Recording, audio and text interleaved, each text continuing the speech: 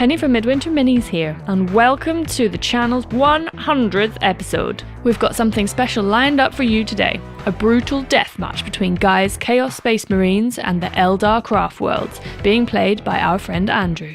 Before we jump in, and just in case you missed it in our last video, Midwinter Minis has almost reached 1,000 supporters on Patreon. And if we hit that milestone, Guy's going to buy the biggest, stupidest Warhammer model there is, the Forge World Mars Pattern Knight Titan, and build and paint it on the channel.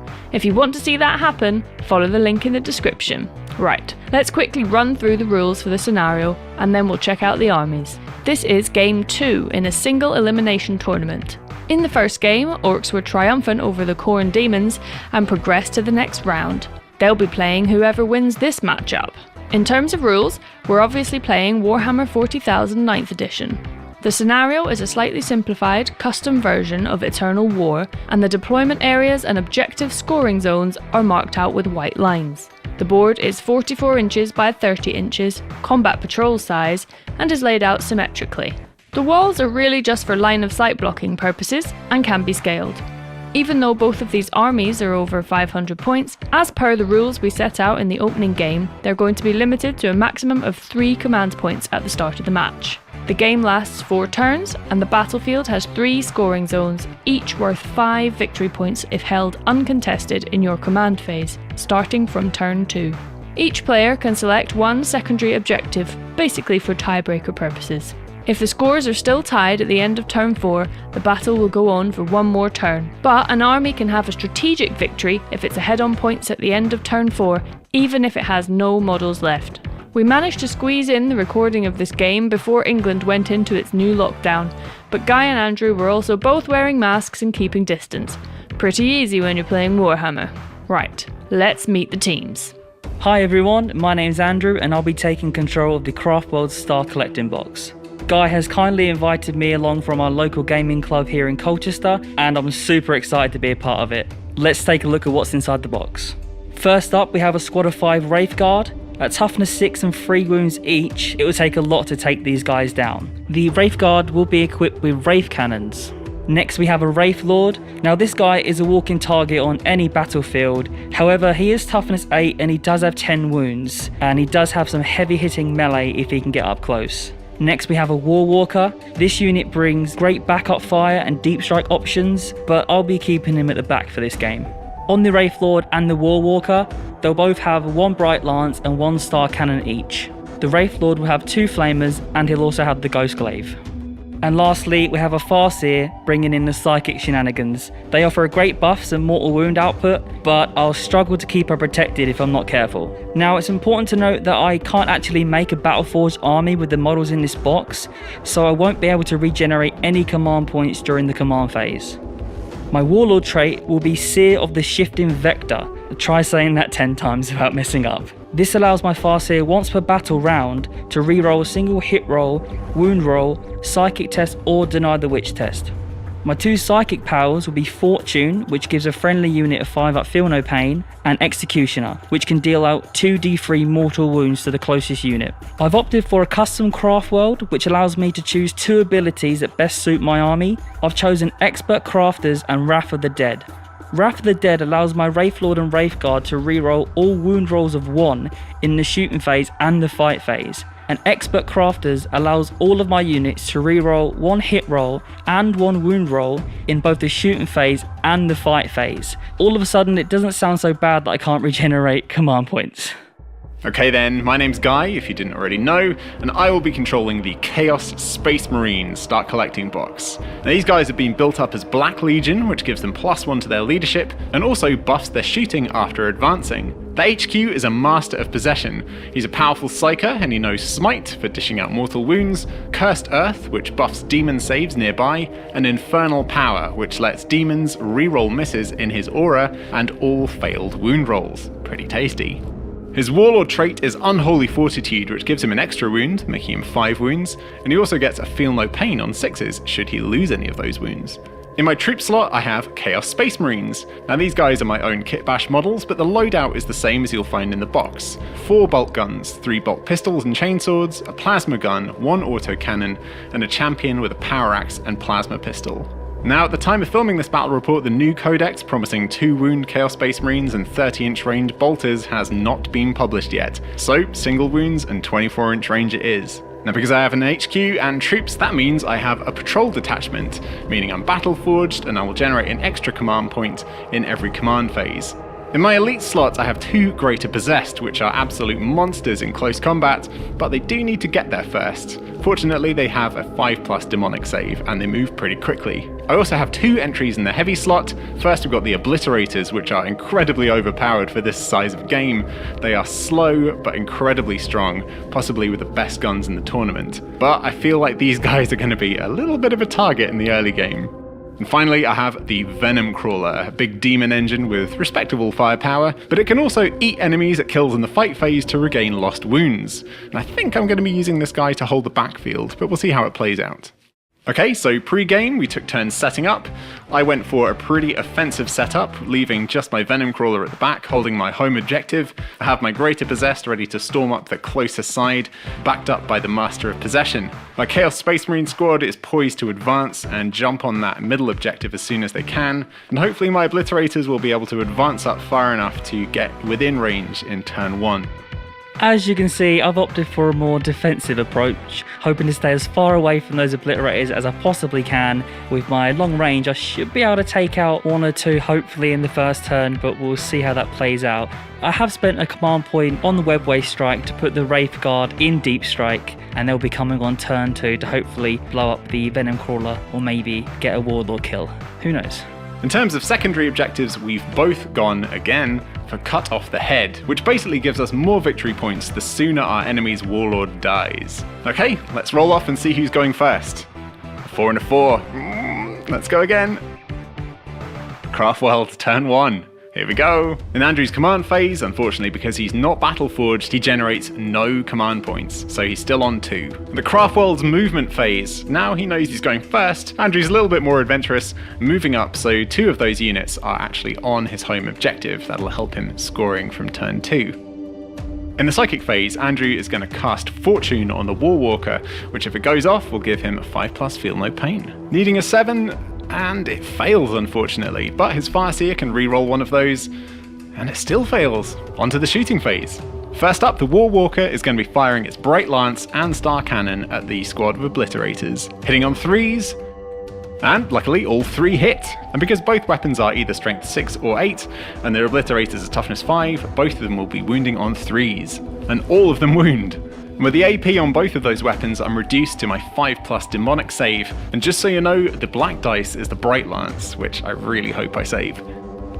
Okay, not bad. I saved the Bright Lance, but those 2 Star Cannons do go through. Each of those shots that went through do 2d3 damage each, and that is 4 damage, so 1 of those Obliterators is dead already. And because they have the same weapon loadout, the Wraith Lord is also going to be doing basically exactly the same thing again to the other Obliterator. Only the Bright Lance hitting, but he does get an Expert Crafter's reroll, and that still misses unfortunately. This is going to be wounding on a 3, and he fails it on a 1, but he does get to reroll 1s because of his Craftworld, and yep, makes it on a 4. And I do not save that. Oh dear. I think I've got to command point this. I need to keep that Obliterator alive. Ah, still failed. Never mind. Down to 2 command points though. Now we need to see how much damage this shot does. D6. And only a 3. Haha, the Obliterator is alive, but... Actually, I think I'm going to have to command point that. Still a 3. Command point wasted, and Andrew is down to 1 command point left. Does mean 3 damage on the Obliterator though, so he's down to 1 wound. And that's the shooting phase over and done with, and he's totally out of range of any charges, so no charge or fight phase, and nothing needs to take a morale test. So, on to Chaos Space Marines turn 1. At the start of Guy's command phase, he goes back up to 3 command points. Now onto the movement phase. His Greater Possessed are going to advance forward, and they roll a 4 for the first one. Let's see if the next one can match it. Almost, it rolls a 3, so they're going to be moving halfway up the board. He's next going to advance the Master of Possession, and only a 1. Next up we have the Chaos Space Marines. They are advancing, and they roll a big 5. They are getting up on that objective easily. The Venomcrawler will just stay put at the back. A roll of 6 there from the Obliterator, moving 10 inches up the board. In my psychic phase, I rolled for Cursed Earth and failed with a 4. And then I rolled for Infernal Power and failed with a 3. This feels like a bit of a bad omen. On to Guy's shooting phase now, and he's going to start with the Obliterator, who will be shooting into the Warwalker. Before Guy shoots the Obliterator, we want to determine the strength, the AP, and the damage of that weapon. So Guy, do you want to go ahead and roll the first dice? 3, so strength 8 on that one. And AP -3, the big one. And damage is 2. Okay, so we have 6 shots hitting on 4s. Oh my god, no hits whatsoever. This is crazy. So Guy is going to use a command point to reroll one of those to try and pick up some damage, and he's missed again. Not a single hit out of 7 4+ dice rolls. That is ridiculous. To try and make up for that complete whiff from the Obliterator, Guy's going to shoot his Venomcrawler into the Warwalker. 2d3 shots, 4 shots, a lot better, just the 1 miss there. Strength 8 against toughness 6, so wounded on 3s. Oh, fantastic. 3 wounds. And AP -2, that is 3 5-up saves. And I only saved 1, 2 D3 damage, and that's 4 damage. So the Warwalker is down to 2 wounds. Now, Guy really wants to take out that Warwalker, so the Chaos Space Marines are going to fire all their weapons into him. And because Guy is playing as Black Legion, it treats all rapid-fire weapons as assault. We have 4 bolter shots and 1 plasma gun, which will be the black dice. So the plasma gun hits, that'll be wounded on 3s, and the bolt guns will be wounded on 5s. That's 1 wound for the bolt gun and 1 wound for the plasma gun. This is gonna hurt. So we have 1 5-up invulnerable save for the plasma gun, and we have 1 3-up save for the bolt gun. Now Guy has done 2 wounds, which is enough to kill my Warwalker. I think I may have to command point that last reroll there for a 3-up. And that is saved. The Warwalker stays alive on 1 wound, and that is all the shooting from Guy's Chaos Space Marines. So at the end of that battle round, I managed to take out one of the Obliterators and get the other one down to just 1 wound, and Guy managed to get my Warwalker down to just 1 wound also. And I've spent all my command points, so no more for the rest of the battle. Okay, so moving on to Craftworld's turn 2, and Andrew scores 5 victory points for being on the objective in his deployment zone.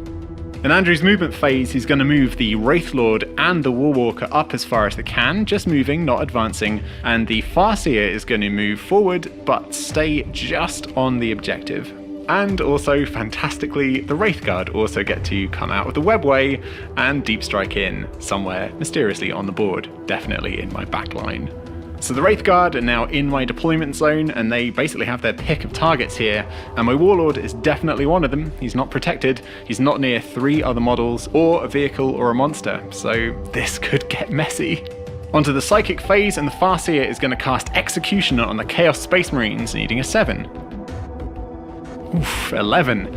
Now, I could try and deny this, but I know he's going to try and smite me next, so I think I'm going to save my deny for the smite. D3 mortal wounds. Just 1, but because something died, he gets to do an additional D3 mortal wounds. How is this fair? Oh, another 3, so that's 4 Chaos Space Marines dead. Because things are getting a bit close quarters now, I decided to take away all of the bolt gun models. Next up, he's going to be targeting the Chaos Space Marines with Smite, and it goes off on a 5, which he does get, but he's going to use his Farseer reroll to reroll both of those dice to make it harder for me to deny. And he gets a 10. This is going to be tricky. Nope, just a 7. Smite goes through. Another 2 casualties. I'm going to choose to remove the Autocannon and 1 of the bolt pistol Chainsword guys. And that's a lot of Chaos Space Marines gone, and that's just the Psychic phase. On to the shooting phase. First up, let's settle that old grudge. The Warwalker is going to fire at the Obliterator. So even after the reroll, just a single star cannon hit actually makes the mark. Now, can it wound on a 3? It doesn't, but he does get to reroll. Oh, and it does. This Expert Crafter's rule is really paying off in this game. And the Obliterator's amazing 2+ save gets reduced to 5+. Yeah, 1's not going to do anything. I really want to keep this guy in. He's got such good weapons, and I didn't show it last time. I'm going to use a command point to reroll that save. That is still a 1. Oh well, Obliterator, you tried. That's what counts. Okay, time for the Wraithguard, and Andrew is choosing to fire on my Warlord, the Master of Possessions. 5 shots hitting on 3s. Only 2 hits, but the Expert Crafter's reroll lets him reroll one of those, so 3 hits in total. Strength 10 against Toughness 4, and I'll be wounding on 2s. All of them wound, and I'm definitely reduced to my 5+ demon save. Yes! I managed to save 2 of them, so just 1 goes through. I'd love to command point that, but I've already used my command point in this shooting phase. Now, because of Unholy Fortitude, remember he does have 5 wounds rather than 4, but Andrew rolls a 6 for damage. Oh dear. Now let's see if that Unholy Fortitude pays off. I get a 6+, feel no pain.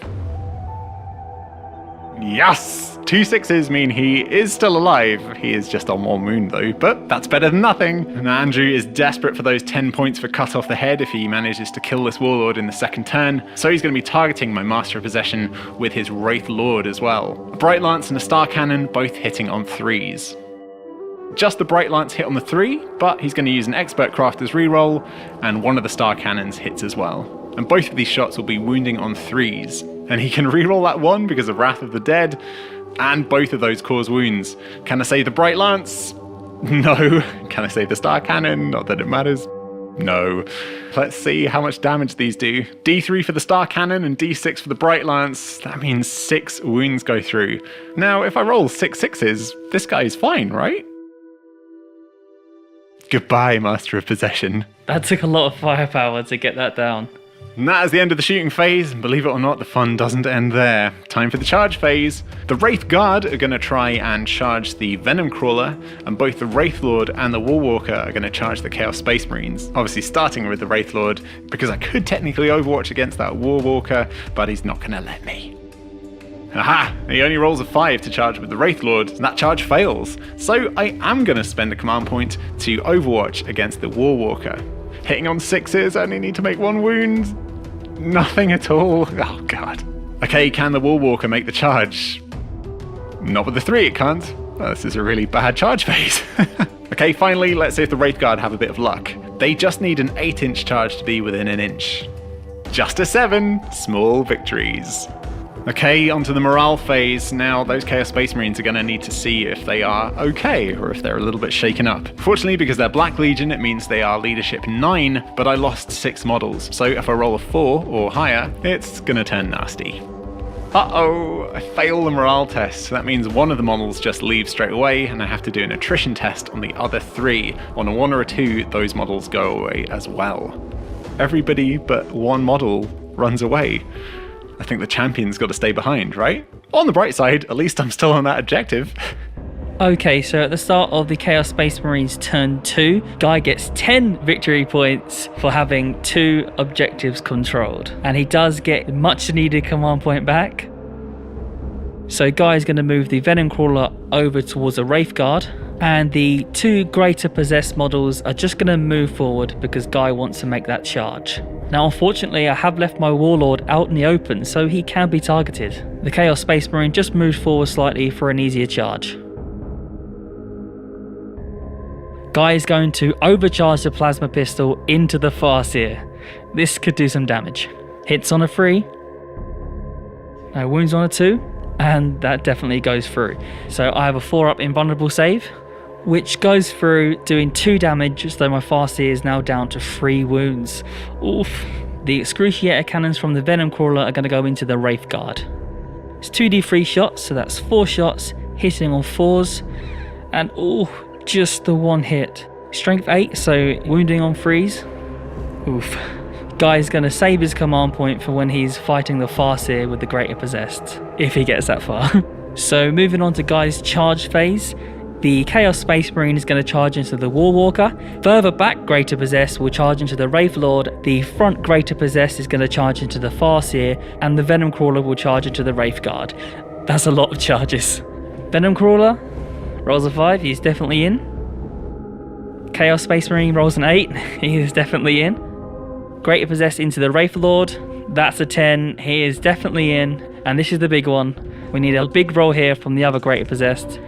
Oh, that's not what Guy wanted. He does have a command point. Oh, and it's terrible luck. He's only rolled a 5, so he doesn't make that charge. That was game changing. 2 attacks from the Aspiring Champion hitting on 3s. That's 2 hits. Toughness 6, so he will be wounded on 5s. And the power axe gets 1 wound through. AP -2 means I have a 5 up. If this goes through, the Woolwalker has finally been taken down. And amazingly, the Woolwalker is still alive with a roll of a 6. This is incredible. Should we start again? Let's play this one out. Greater Possessed now with 5 attacks into the Wraith Lord, hitting on 2s. And they all hit, of course. At strength 5, these are only wounding on 5s. And that's 2 wounds go through. And at -2, the Wraith Lord will have 2 5-up saves. This does D3 damage, so it could hurt me. Both go through, 2d3 damage. Ooh, for 4. The Wraith Lord's down to 6 wounds. So next up is a Venomcrawler. Now he is at full profile, so Guy will get 4 attacks with 2 extra attacks for the Soul Flayer Tendrils. So these are hitting on 4s. Oh, finally, yes! Oh, fantastic roll. He's actually hit every single one for the first time in this game. And Guy is a happy, happy man. The red dice will be wounding on 3s, and the black dice will be wounding on 4s. And a very good roll. 4 wounds go through. So I have 2 6-ups to make for the Eviscerating Claws, and they both go through. And I have 2 5-up saves. And I make them both. So 2 Eviscerating Claws go through, and they are 3 damage each, which kills 2 Wraith Guards. No. So it's now my turn to fight back. I'll fight back with a Wraith Guard. They've only got 1 attack each, and they're hitting on 3s. I do have 1 reroll, which goes through. Now these are at strength 5, so I am wounding on 5s. 2 of them go through, and 1 misses, but I do have an Expert Crafter's reroll. But that doesn't wound either. 1 wound goes through, D3 damage, for just a 1. That's my Venomcrawler down to 9 wounds. Next up we get to fight with a Woolwalker, who amazingly is alive with 1 wound. So that's 2 attacks hitting on 3s, wounded on 3s. I do have a reroll, but that fails. That's just 1 save at no AP. If this fails, that Chaos Space Marine's dead. And it's saved. Lucky guy.